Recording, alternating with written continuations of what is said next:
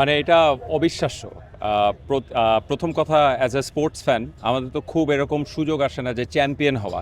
Even সাফ পর্যায়েও আমরা অনেক বছর কিছু জিততে পারিনি, কিন্তু মেয়েরা প্রথমত এই সুযোগটা দিয়েছে যে যখন ডাকা তাদেরকে চ্যাম্পিয়নদের ডাকা, এই যে আমার এখন গুজবাম্পস হচ্ছে। দর্শক যেভাবে দেখতে আসে, এবং আপনার মনে থাকার কথা যে সেটা ভোরবেলা ছিল, 3টা সাড়ে 3টার সময়। তারপর আমিও ছিলাম এখানে। আপনিও ছিলেন তো। সেইটা একটা অন্যরকম অনুভূতি।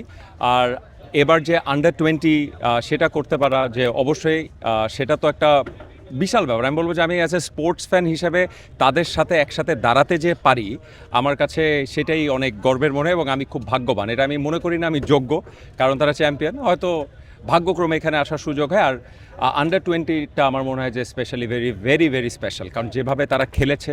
Gold's Gym across 30 plus countries. With over 700 plus locations worldwide, train anywhere, belong everywhere.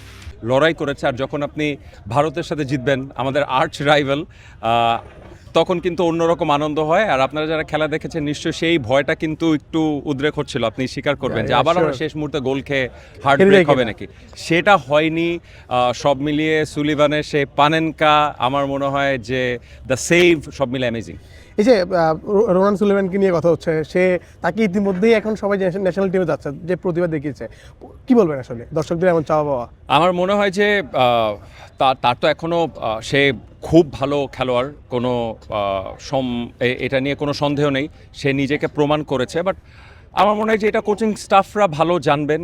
Technically আসলে আন্ডার-20 এবং ন্যাশনাল টিমের মধ্যে বিস্তর ফারাক, এটাও আমাদেরকে বুঝতে হবে। যে দর্শকরা আমরা অবশ্যই আমাদের আবেগ দিয়ে চাওয়াটা যে আমাদের সেরা খেলোয়াড়টাই খেলুক, এবং কেন না, এরকম তো হয়েছেই যে এমন তো না যে আন্ডার-20 হলেই ন্যাশনাল টিমে খেলতে পারবেন, এরকম ভুরি ভুরি উদাহরণ আছে। আমাদের মোরসালিনী তো স্টার্টেড ভেরি ইয়াং। তো আমার মনে হয় যে রোনানের যদি সেই যোগ্যতা থাকে, অবশ্যই ন্যাশনাল টিমে খেলা উচিত। এই বোর্ড মানে বিসিবি বাফুফের যে বোর্ডটা, সেই বোর্ডের যে কর্মকাণ্ড ইতিমধ্যে আপনি দেখেছেন এবং আপনি খুব কাছ থেকে দেখেছেন, কি বলবেন আসলে সব মিলিয়ে? আমার মনে হয় যে যতক্ষণ রেজাল্ট দিতে থাকবে ততক্ষণ আসলে কোনো কথাই উঠবে না। দিন শেষে মাঠে যতক্ষণ খেলা আছে, আপনার সেখানে অভিযোগ থাকবে, অনুযোগ থাকবে। এটা আপনি আমি যদি ফুটবল ফেডারেশনের সভাপতি হয়ে যাই with all our good intentions, আপনি দেখবেন যে এটা কিন্তু আমাদেরও ভুল হবে। তো বাংলাদেশে ফুটবলটা এখন যেই জায়গায় আছে, আমার মনে হয় সবাইকে সুযোগ দিতে হবে, শুধু খেলোয়াড়দেরকে না। যে এই ফুটবল ফেডারেশনকেও সুযোগ দিতে হবে, তারাও চেষ্টা করছে, অনেক কিছু ভালো হবে, অনেক কিছু হবে না, কিন্তু মাঠের রেজাল্ট আসছে, খেলায় ফোকাস করতে হবে। খেলার বাইরে খেলোয়াড়দের চেয়ে বড় কিছু নাই, আমি এটা বিশ্বাস করি। সাবির ভাই, আপনি তো হামজাকে কাছ থেকে দেখেছেন বা কথাবার্তা হয়েছে। এই যে হামজার তো একটা বয়স, বা এটা সে আরো কয়েক বছর হয়তো খেলতে পারবে, এরপর তার একটা হামজা লাগবে আমাদের। সাকিব আল হাসানের যেরকম রিপ্লেসমেন্ট তৈরি করতে পারেনি বিসিবি, তেমনি হামজার জন্য হামজার তৈরি করাটা কিন্তু টাফ। সে জায়গায় কি আসলে এই আন্ডার-20 কি আসলে একটা পথ হতে পারে কিনা? মানে আমি সত্যি কথা যেটা মনে করি যে আরেকটা হামজা আমরা পাবো কিনা সেই চিন্তাটা না করে, বর্তমানে হামজা যে আছে তাকে আরও কিভাবে ব্যবহার করা যায়। যে আপনি তো এটা মানতে বাধ্য হবেন যে হামজা আসার পরে বাংলাদেশের ফুটবল পাল্টে গেছে। স্পন্সর ঢুকছে, মাঠে দর্শক যাচ্ছে, হামজাকে সবাই একটু ছুঁয়ে দেখতে চাচ্ছে, হামজাকে দেখার জন্য। হামজার প্রথম ম্যাচ, এই জন্য কিন্তু ঢাকা স্টেডিয়াম পরিপূর্ণ ছিল। ও যতক্ষণ আছে, ও আরও কতদিন খেলবে, ও যাওয়ার পরে কী হবে, সেই চিন্তাটা না করে আমার মনে হয় ওর থেকে ম্যাক্সিমাম বেনিফিটটা নিয়ে নিতে হবে।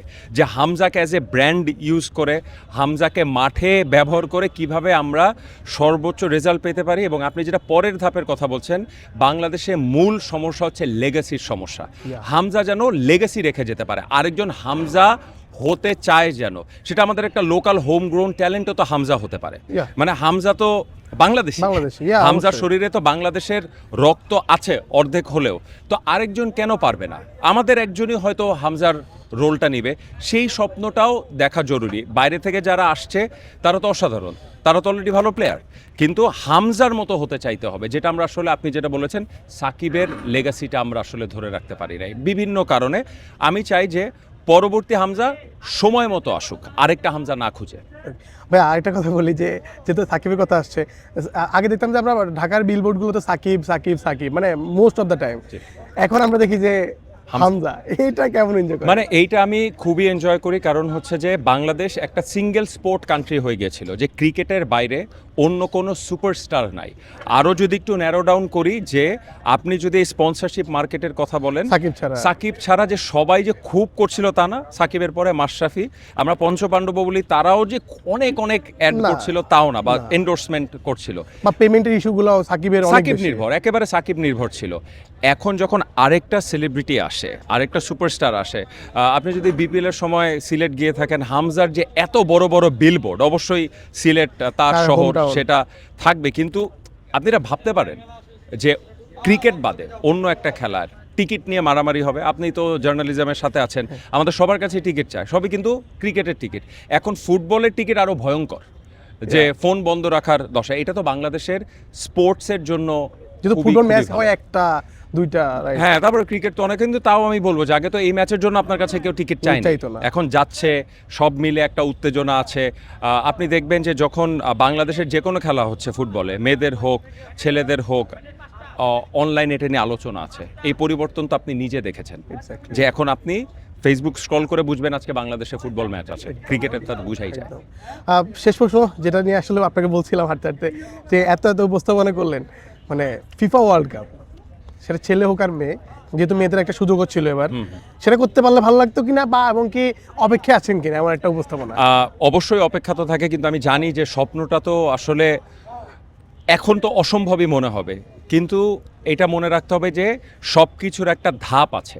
আপনি তো জন্মের পরেই জোরে দৌড়ানো শুরু করেন নাই, আপনি আগে হেঁটেছেন টলমলো পায়। আমরা তো দিন সাফই তো পাচ্ছিলাম না, সাফটা তো শুরু। আগে আমরা সাফ জিতি, আমরা রেগুলার সাফ জিতি, এশিয়ান পর্যায়ে আমরা রেগুলার খেলি, তারপরে বিশ্বকাপ আসবে। আগেরটা আগে, বিশ্বকাপের স্বপ্নটা ভালো। আপাতত আমরা যে বিশ্বকাপে অসাধারণ দর্শক, আরো ভালো দর্শক হই, সেটাই থাকুক। মানে থাকে না উপস্থাপনার জায়গাটা যদি, মানে এইটা হয়ে যায় তখন কি করবেন আসলে? আমি হার্ট অ্যাটাক করবো, আমি এই উপস্থাপনাটা করতে পারবো না। প্রথমত বাংলাদেশ যখন জিতে যাবে, আমি জানি যে আমার পরিবার শুনলে মাইন্ড করতে পারে, কিন্তু আমি জানি না, যে এখনো বলছি আমার এটা নিয়ে কথা না বলে, আসলে বাংলাদেশ যদি কখনো এরকম হয়ে যায়, as a sports fan Bangladesh হিসাবে, আসলে আমি জানি না কি হবে। ওকে, থ্যাংক ইউ।